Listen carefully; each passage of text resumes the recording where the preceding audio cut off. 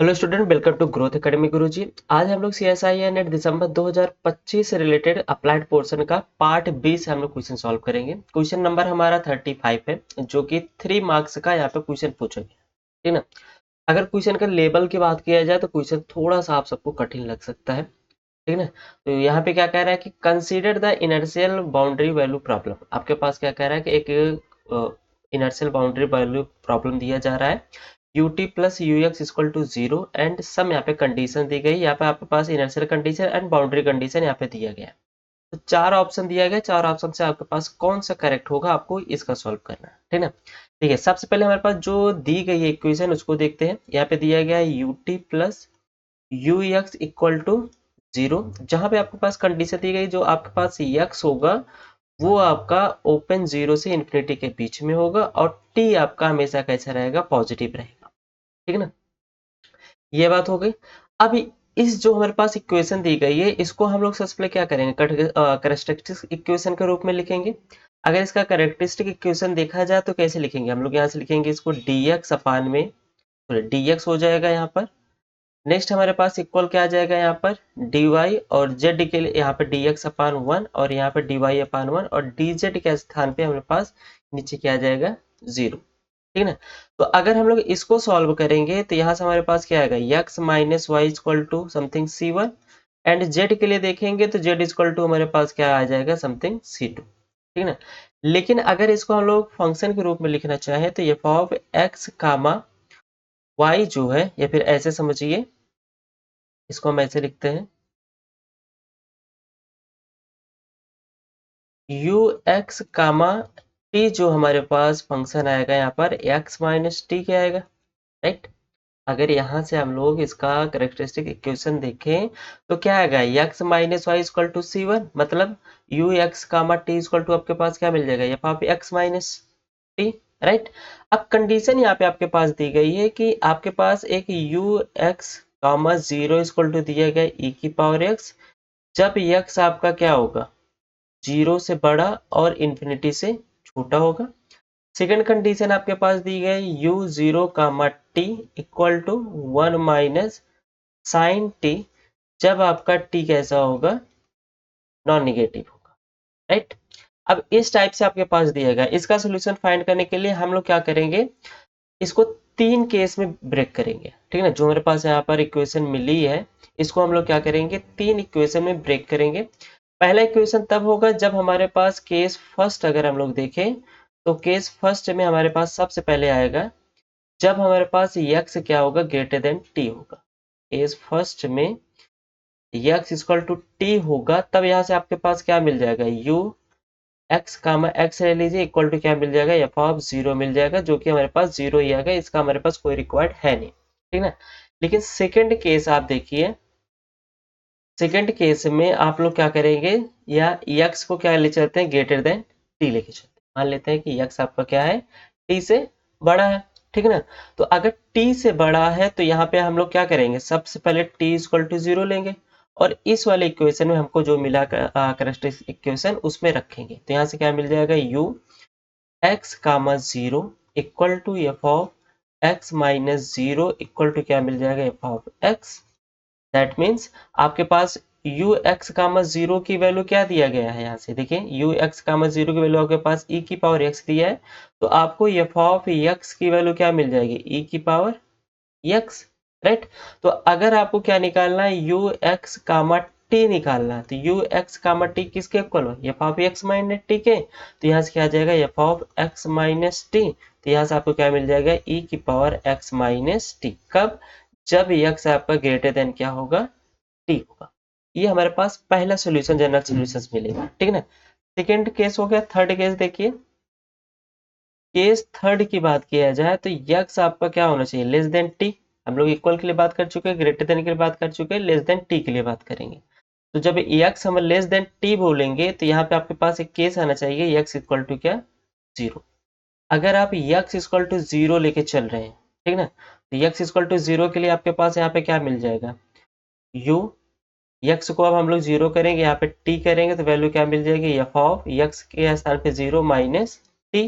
देखिए ये सारी वैल्यू हम लोग कहाँ रखे हैं, यहाँ पे जो हमको यहाँ पर इक्वेशन मिली है, ठीक है ना। तो ये हम रखेंगे। अब यहाँ से आपको क्या मिल जाएगा, u 0 comma T equal to f of minus t, right, ये मिल जाएगा। और यो 0 कामा टी की वैल्यू क्या दिया गया, 1 माइनस साइन टी, यहाँ लिख लेंगे 1 minus sine t equal to f of minus t, ठीक है ना।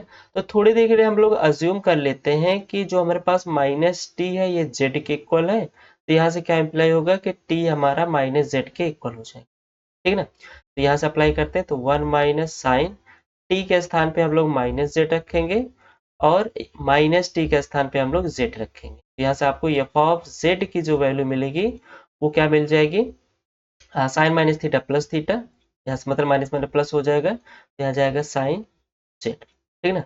अब आपको निकालना क्या है, यू एक्स का मट टी, तो यहाँ से ये किसके इक्वल है हमारे पास, F of X minus T के, राइट। तो यहाँ से आपको क्या मिल जाएगा, क्या करेंगे, जेड के स्थान पे एक्स माइनस टी रखेंगे तो 1 plus sine x minus T.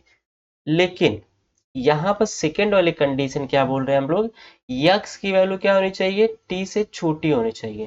तो अगर यक्स की वैल्यू टी से छोटी है तो इसका मतलब जो भी वैल्यू मिलेगी वो आपको निगेटिव में मिलेगी। तो यहाँ से आप क्या बोल देंगे कि यू एक्स कामा टी जो होगा वो इक्वल हो जाएगा 1 minus sine T minus x, right.